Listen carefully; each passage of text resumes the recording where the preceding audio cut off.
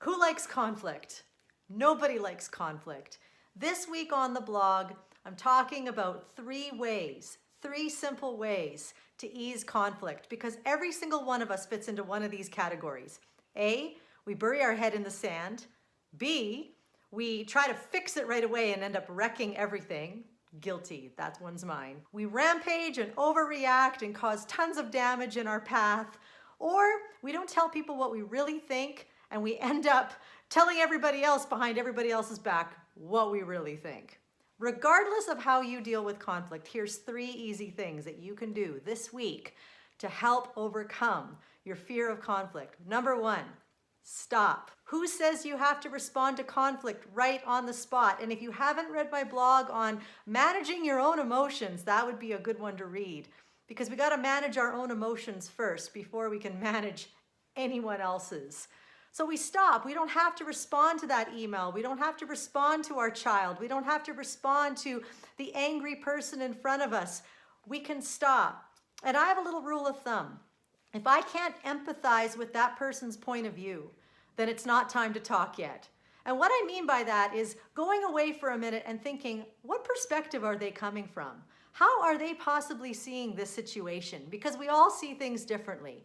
It doesn't mean I agree with them, and it doesn't mean that they're right or I'm wrong, or I'm wrong and they're right. It doesn't matter. What it means is that I'm willing to put myself in their shoes for a minute. And as soon as I'm able to do that, I'm ready to go on to number two, which is strategize. I need to get really crystal clear on what I'm asking for. What is the problem? Get really clear on the problem. Sometimes our problem, we think, goes way back, and we're bringing up history from 20 years ago.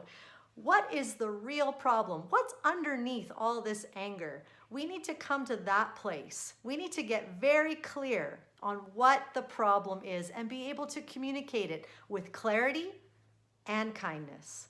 You know, a lot of us are really good with either or. We're either really good at being clear or we're really good at being kind.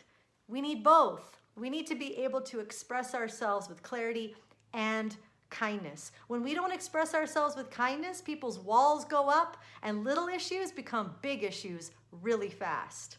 Number three, once you've done those two things, it's time to solve the problem. And by then, often, the problem is already solved. It's amazing how far a little empathy, seeing things through other people's point of view, will go.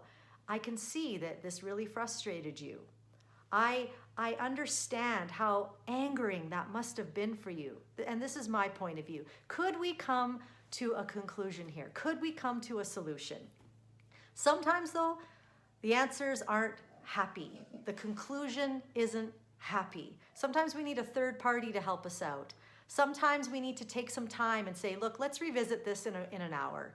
Let's come back. Let's revisit this in a week. Let's revisit this in a month.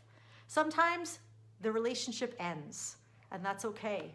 Sometimes the solutions don't come right away. But guys, this week, let's commit to having really great interpersonal relationships that bring wellness not only to us, but to others.